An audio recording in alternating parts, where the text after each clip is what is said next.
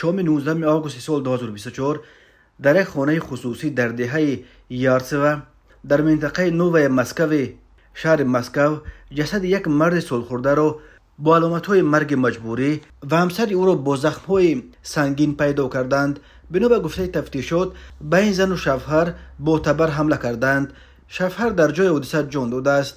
وضع همسر او را طبیبان خیلی وزنین ارزیابی میکنند. داستانی شهر مسکو در تلگرام خبر داد که این جنایت دهشتبار در محله میخایلوو یارتسوه واقع در فاصله 2 کیلومتر از دهه یارتسوه در نووی مسکو رخ داده. مرد کشته شده 84 سال و زنش 82 ساله بودند. رسانه‌های روسیه خبر دادند که مرد کشته شده پالکوونیک نیروهای هوایی ارتش شوروی بوده است. سرایست تفتیشات شهر مسکو در تلگرام کانالش خبر داد که در رابطه با این حمله خونین و بیرحمانه شعبه تفتیشات حوزه ماموری ترویسک و نووی مسکو بر اساس قسم یکم ماده 105 کودکس جنایتی روسیه با اتهام کشتار و بر اساس قسم 3 ماده 3 قسم 2 ماده 105 با اتهام سوءقصد به کشتار 2 نفر پرونده جنایتی گشودند. الکی بعد چند ساعت مقامات تفتیشاتی از بازداشت گمانبر شونده خبر دادند. سرایست تفتیشات شهر مسکو در تلگرام کانالش نوشت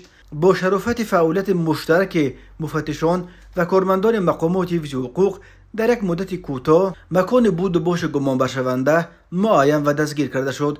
گمانبر شونده یک مرد 38 ساله زاده تاجیکستان می باشد. او را به اداره تفتیشات شهر مسکو دسترس کردند و با وی عملهای تفتیشاتی انجام داده می شوند. به دنبال مقامات تفتیشاتی اعلام کردند که انگیزه حمله به این زن و شوهر را معین کردند. انگیزه جنایت پول و مال بوده است.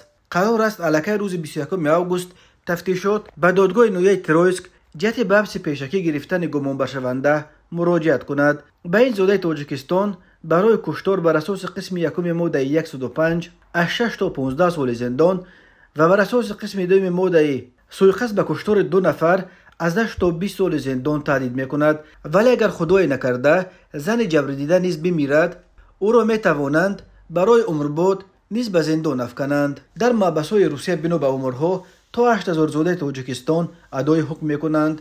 اکثر آنها برای جنایت‌های چون تخلف سندها، صدمه‌های مرگ‌آور، اوباشی، دزدی و دیگر قانون شکنی‌های امثال این به زندان افتادند. ولی در بین محبوسان تاجیک در روسیه صد نفری هم است که برای دست داشتن در جنایت‌های وزنین‌تر اساساً برای قاچاق مواد مخدر و قسمی برای غارتگیری و روزنی یا آدمکشی زندانی شدند.